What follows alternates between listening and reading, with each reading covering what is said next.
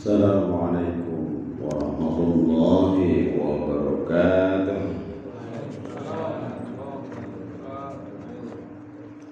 Alhamdulillahilladzi ahyana ba'da ma amatana wa ilaihin nusyur. Asyhadu an la ilaha illallah wa asyhadu anna Muhammadan abduhu wa rasuluh. Qala Allah Ta'ala fil Qur'anil Karim, a'udzu billahi minasy syaithanir rajim. Wattaqullaha alladzi tasaaluna bihi wal arham, innallaha kana 'alaikum raqiba. Ayat Allah adil, amma ba'du. Bapak Ibu jamaah sekalian yang dirahmati Allah, bersyukur menjadi kewajiban kita selaku hamba Allah Subhanahu wa Ta'ala atas segala nikmat karunia pemberian Allah yang tiada terhitung jumlahnya, saking banyaknya. Maka bersyukurlah kita dengan hati kita, lisan kita, dan perbuatan kita yang mencerminkan rasa syukur, yaitu kita mengikuti apa yang dikehendaki oleh yang memberi nikmat, itulah bersyukur. Selanjutnya pada kesempatan ini saya ingin menyampaikan kuliah subuh dengan judul menyambung silaturahim atau menyambung kasih sayang. Ibu, bapak, dan saudara sekalian, silaturahim terdiri dari dua kata, yaitu silah yang artinya hubungan, sambungan, dan rahim, peranakan, kandungan. Istilah ini sebagai simbol hubungan yang baik, penuh kasih sayang antara karib kerabat yang asal usulnya berasal dari satu rahim. Dikatakan simbol karena rahim adalah peranakan secara materi, tidak bisa disambungkan atau dihubungkan dengan yang lain. Rahim yang dimaksud di sini adalah qorobah atau nasab yang ditentukan oleh rahim dari ibu, hubungan dari ibu, yaitu hubungan antara satu dengan yang lain diikat dengan hubungan rahim, hubungan peranakan. Nah, dalam bahasa Indonesia istilah ini juga disebut dengan silaturahmi. Dengan pengertian yang lebih luas, tidak hanya sekedar hubungan kasih sayang sesama kerabat, tapi juga mencakup masyarakat yang lebih luas. Dari segi bahasa, istilah ini tidak salah karena rahmi juga berarti kasih sayang. Jadi silaturahmi berarti menghubungkan tali kasih sayang antara satu dengan yang lain sebagai anggota masyarakat. Tetapi silaturahim yang kita maksudkan dalam hal ini adalah hubungan kasih sayang yang terbatas pada hubungan dalam suatu keluarga besar atau qorobah. Ibu, bapak, dan saudara sekalian, keluarga besar di dalam Al-Quran itu disebut biasanya dengan zawil qurba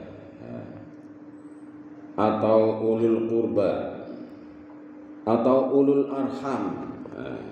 Sebagaimana dalam Quran surat An-Nisa ayat 1. Wattaqullaha alladzi tasaaluna bihi wal arham, innallaha kana 'alaikum raqiba.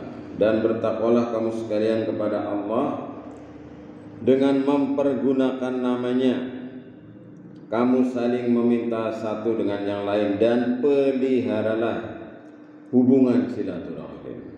Sesungguhnya Allah selalu menjaga dan mengawasi kamu. Kemudian juga dalam surat Ar-Ra'd ayat 21, walladzina yasiluna ma amarallahu bihi ayyusal.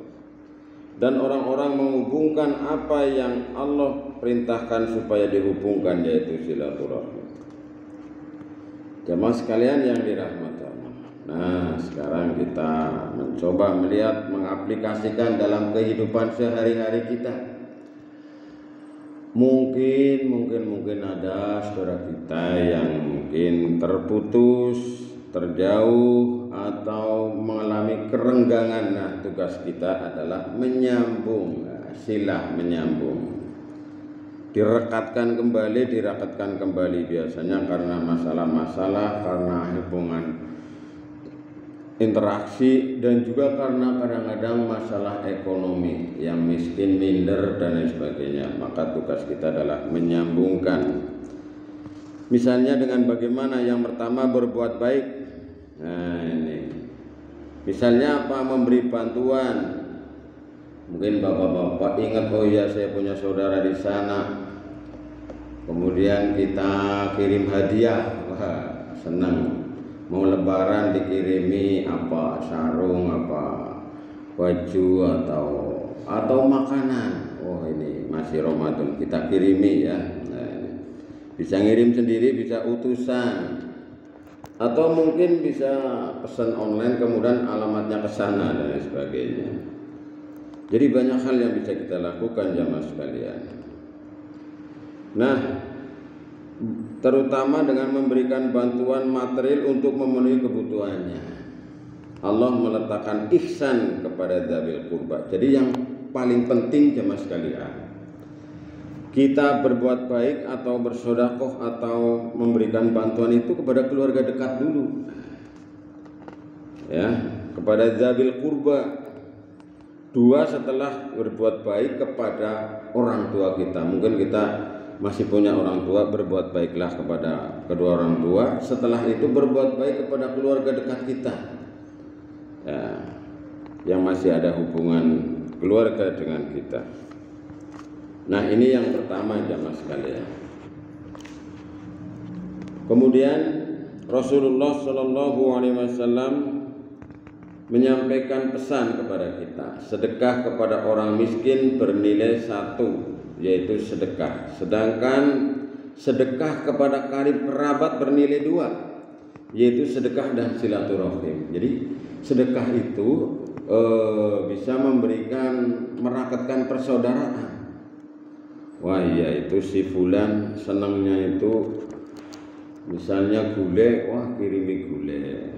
Ini jadi senang dia, jadi apa ya, semakin erat hubungan silaturahimnya. Yang kedua, ini permisalan, membagi sebagian harta waris kepada karib kerabat yang hadir waktu pembagian, karena dia tidak mendapatkan bagian waris, tapi dia hadir waktu pembagian. Nah, itu bagus sekali. Dalam Quran surat An-Nisa ayat 8, Allah memberikan pesan, dan apabila sewaktu pembagian itu hadir kerabat, anak yatim dan orang miskin, maka berilah mereka dari harta itu sekedarnya, dan ucapkanlah kepada mereka perkataan yang baik. Jadi hadiahlah semacam bonus, atau ya kalau kita itu mungkin istilahnya uang dengar lah, uang duduk. Dia nggak dapat waris, tapi uang lihat atau dengar ya kita kasih gitu.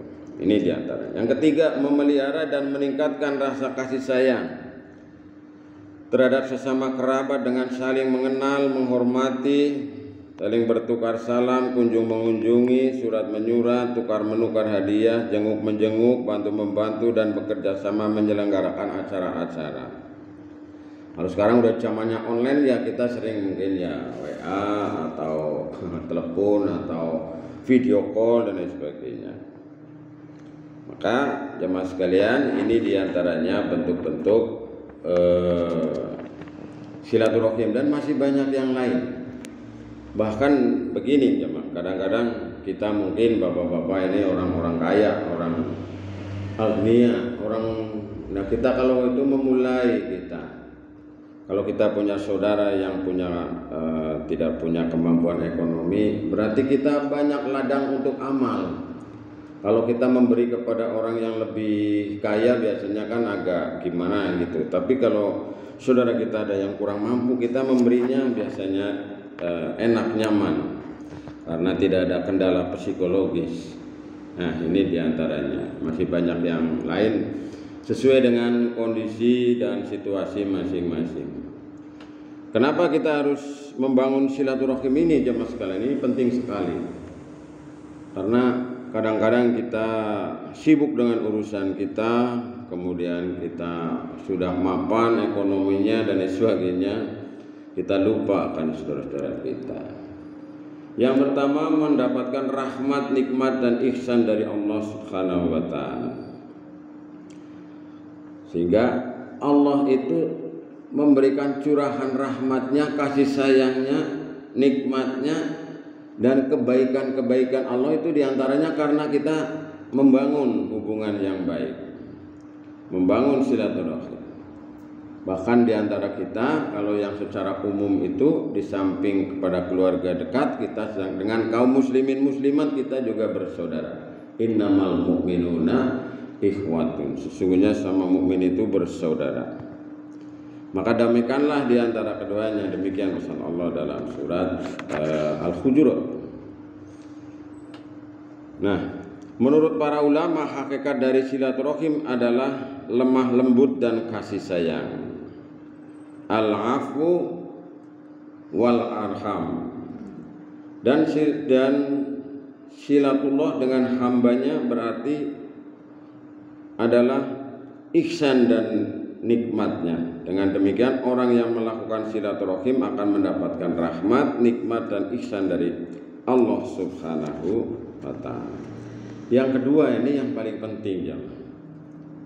Orang yang membangun silaturahim, membangun kembali paseduluran, kasih sayang, merakatkan peranakan, dia akan dimasukkan ke dalam surganya Allah Subhanahu wa taala dan dijauhkan dari neraka. Maka secara khusus Rasulullah Shallallahu alaihi wasallam menyebutkan bahwa sesudah beberapa amalan pokok, silaturahim dapat mengantarkan seseorang ke dalam surganya. Sebagaimana hadis yang diriwayatkan oleh Ibnu Zaid radhiyallahu anhu, bahwa seseorang bertanya kepada Rasulullah, "Ya Rasulullah, tunjukkanlah kepadaku amalan yang dapat memasukkan aku ke dalam surga dan menjauhkan dari api neraka." Nabi menjawab, yaitu apabila engkau menyembah Allah, tidak mempersekutukannya dengan sesuatu apapun, mendirikan sholat, membayar zakat, dan melakukan silaturahim. Yang ketiga, jamaah sekalian, Rasulullah secara khusus menyampaikan, man ahabba ayyubsatalahu fi rizqihi wa yunsa'alahu fi atharihi falyasil rahimah. Siapa yang ingin dilapangkan rizkinya dan dipanjangkan umurnya, hendaklah dia melakukan silaturahim. Hadis riwayat muttafaq alaih. Jadi ini ada dua poin penting yang disampaikan Rasulullah pada hadis ini, yaitu dilapangkan rezekinya, berarti ditambah rezekinya orang yang membangun. Kalau dalam bahasa ini mungkin ya public relation, kita membangun hubungan komunikasi, maka dia akan mendapatkan keuntungan secara finansial. Kalau dalam ekonomi, nah kita secara spiritual dia akan mendapatkan tambahan rizki dari Allah Subhanahu wa ta'ala. Lalu yang unik ini jemaah sekalian, ini yang unik ini, yaitu dipanjangkan umurnya. Nah, dipanjangkan umurnya itu bisa dalam arti yang secara tekstual maupun kontekstual. Secara tekstual ya panjang umurnya, ditambah oleh Allah Subhanahu wa ta'ala karena dia suka silaturahim. Atau dalam pengertian kontekstual atau substansi, yaitu dia namanya menjadi baik, bagus karena suka membangun silaturahim. Nah itu diantaranya. Nah yang terakhir ingin saya sampaikan jemaah sekalian, bahaya memutus silaturahim, qati'ur rahim atau qati', yaitu kata Rasulullah Shallallahu alaihi wasallam dalam sebuah hadis. Ini gawat ini kalau kita menyimak yang disampaikan oleh Rasulullah. La yadkhulul jannata qati. Tidak masuk surga orang yang memutus. Menurut Sufyan dalam riwayatnya yang dimaksud memutus adalah memutus silaturahim. Maka pada hadis yang lain itu qati'ur rahim. Tapi dalam teks hadis yang diriwayatkan oleh muttafaq alaih itu qati, yaitu memutus tali persaudaraan. Maka Rasulullah Shallallahu Alaihi Wasallam wanti-wanti kepada kita, jangan sampai kita memutus tali persaudaraan. Nah, kalau kita mungkin saudara kita yang kita dendam, kita bermusuhan, kita tidak akur, tidak guyub, perawawuan dan sebagainya. Nah, ini kita mari memulainya, karena ini sangat dibenci oleh Rasulullah Shallallahu Alaihi Wasallam. Demikian jemaah sekalian, sebagai bahan renungan bagi kita, semoga bermanfaat. Assalamualaikum warahmatullahi wabarakatuh. Kita akhiri dengan bacaan hamdalah bersama alhamdulillahirabbil alamin.